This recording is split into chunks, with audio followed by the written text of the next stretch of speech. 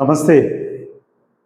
Bird flu కోళ్ళకు సంబంధించిన వ్యాధి చికెన్ అంటే రోజు అంటే మామూలుగా తెలంగాణ రాష్ట్రంలో ఈ వ్యాధి లేదు, బర్డ్ ఫ్లూ అనేది లేదు, కోళ్ళకు సంబంధించిన వ్యాధి రాదు, టెంపరేచర్ పెరుగుతుంది, 35 డిగ్రీలు దాటితే అసలు ఈ వ్యాధి బ్రతికే అవకాశమే లేదు. ఇది ఏదో ఎక్కడో ఆంధ్రాకు సంబంధించిన వ్యవహారం. ఆంధ్రాలో కూడా 2 ఉభయ గోదావరి జిల్లాలకు సంబంధించిన రైతులకు మాత్రమే అక్కడే వచ్చింది. ఇది ఇక రాదు, ఇక్కడ వచ్చే అవకాశం లేదు, తెలంగాణకు అసలు రాదు. ఇలాంటి మాటలు. చికెన్ నిర్భయంగా తినండి. పౌల్ట్రీకి సంబంధించిన వాళ్ళు కూడా రైతులే, వాళ్ళు నష్టపోతారు మీరు చికెన్ తినకపోతే. అంటే కుక్ చేసినది దాంట్లో వైరస్ ఉండదు, చనిపోతుంది, తెలంగాణకు అసలు రాదు. కాబట్టి మీరు రైతులను రక్షించిన వాళ్ళు అవుతారు. నిర్భయంగా చికెన్ తినండి అని కొంతమంది డాక్టర్లు, సైంటిస్టులు, పౌల్ట్రీకి సంబంధించిన అధికారులు బయట చెప్పడం జరిగింది. ఇవి మనం మీడియా ద్వారా వింటూనే ఉన్నాం.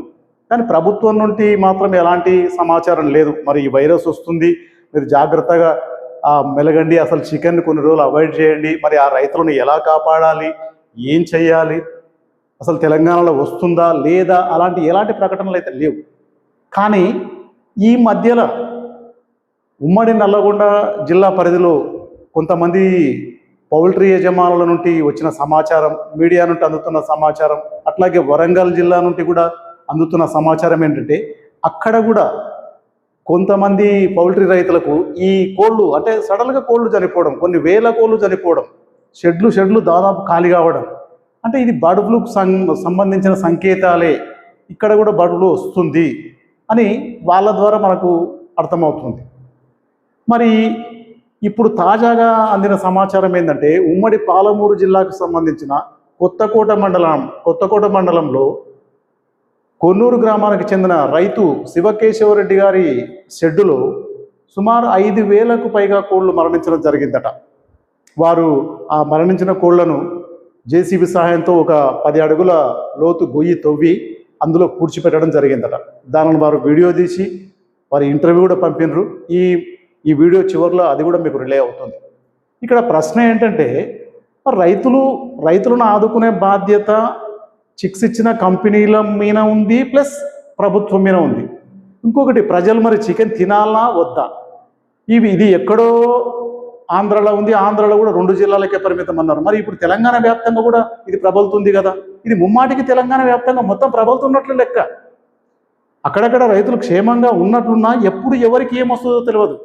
శివకేశవరెడ్డి మాటల్లో ఏంటంటే ఒక వారం రోజుల కిందటి వరకు, అంటే 4-5 రోజుల కిందటి వరకు కూడా కోళ్ళు అన్నీ ఆరోగ్యంగా ఉన్నాయట.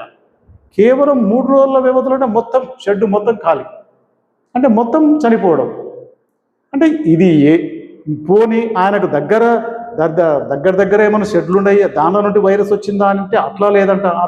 అతనికి ఇంచుమించుగా ఆ షెడ్డుకు 5 కిలోమీటర్ల దూరం వరకు కొన్ని షెడ్లే మాత్రమే, చాలా దూరమే ఉన్నాయట షెడ్లు. పోనీ ఒక షెడ్ నుండి ఓటికి ఏదో వైరస్ వచ్చింది అనుకోవడానికి అది లేదు. ప్రభుత్వం అధికారులకు ఎవరికి కంప్లైంట్ చేయాలి? వెటర్నరీ ఆఫీసర్లకు. వెటర్నరీ ఆఫీసర్ వెంకటేశ్వర రెడ్డి వారి ఇంకొక ఆఫీసర్ విజయ్ కుమార్ గారు కూడా వచ్చారట. వచ్చి ఏంటి, మేము ఇది అంటే ఈ ల్యాబ్కు పంపిస్తాం సార్, ఇది దేనివల్ల మరణించినవి ఈ కోళ్ళు, ఏం వైరస్ తాకింది, ఒకవేళ నిజంగా బర్డ్ ఫ్లూ లేకుంటే వేరే వైరసా, ఇది నిర్ధారణ చేసి మీకు చెప్తాం అనే మాట చెప్పిండ్రట. ఇది కాదు రైతులకు కావాల్సింది. మీరు చనిపోయినాక ఏం వైరస్ సోకింది మేము ఇది మీకు చెప్తామంటే బతికున్న వాళ్ళ పరిస్థితి ఏంటి? కోళ్ళు ఇంకా షెడ్లలో ఉన్న రైతుల పరిస్థితి ఏంటి? మిగతా రైతుల పరిస్థితి ఏంటి? ఇప్పుడు శివకేశ్వరరెడ్డి గారు ఆందోళన చెందుతుందో ఏంటంటే, నేను నష్టపోయినా పర్లేదు, కానీ నా చుట్టుముట్టు కొంతమంది రైతులు ఉన్నారు, ఉమ్మడి పాలమూరు జిల్లా వ్యాప్తంగా చాలామంది రైతులు ఉన్నారు, మరి వాళ్ళ పరిస్థితి ఏంటి?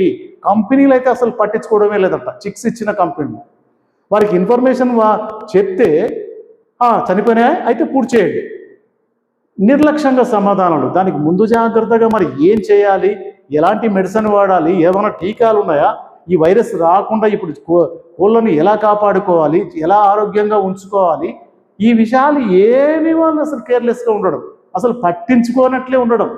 ఒకవేళ చెప్పినా సార్ కోళ్ళు చనిపోతున్నాయంటే చనిపోయి అయితే పూర్తి చేయండి అంటే దాని నిర్లక్ష్యమైన సమాధానం ఉంటే ఎట్లా? అట్లా అది కరెక్ట్ కాదు కదా. ఇటు ప్రభుత్వం నుండి వాళ్ళకి సహకారం అందకపోయే, అటు కంపెనీల నుండి సహకారం లేదు. మరి ఎట్లా?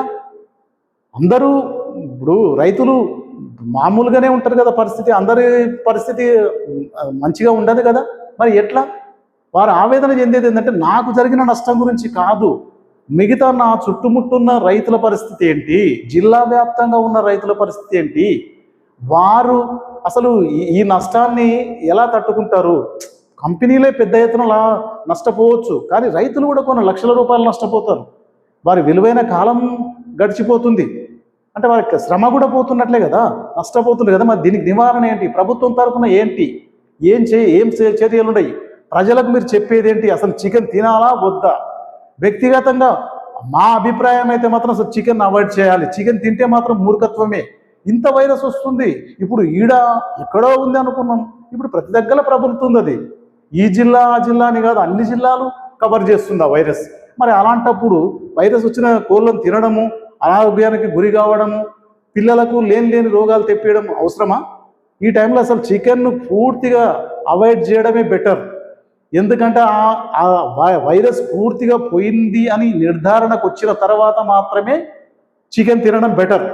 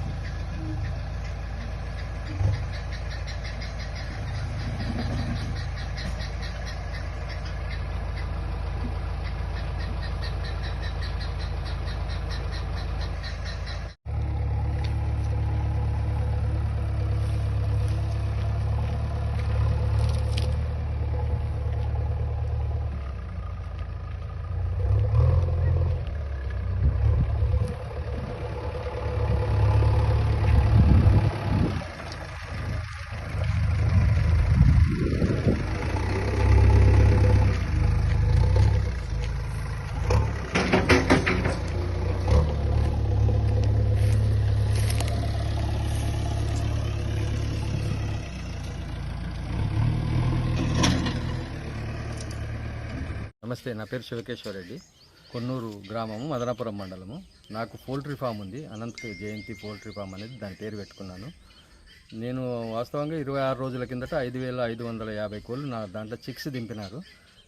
మొన్నటి వరకు బాగున్నాయి, 3 డేస్ వరకు బాగున్నాయి, 1, 2, 3 చనిపోయేది పర్ డే. ఈరోజు నిన్నటి నుండి మాత్రం 100,000 కాడికి వచ్చేసింది.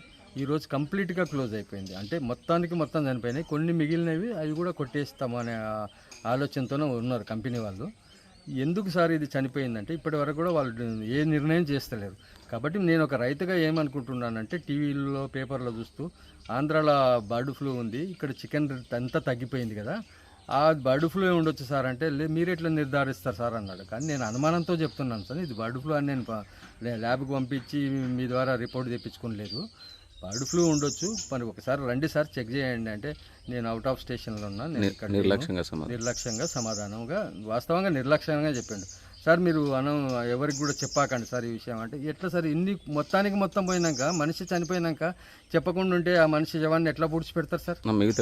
మిగతా రైతులకు నేను ఇంటిమేట్ చేయడానికి, వాళ్ళకి మెసేజ్ ఇవ్వడానికి, వాళ్ళని అలర్ట్ చేయడానికే నేను చెప్పడం జరుగుతుంది సార్. నేను నా కొరకు కాదు, నాది పోయింది ఒక్కటి పోయినా, నేను మిగతా రైతులన్నా అలర్ట్గా ఉంటారు.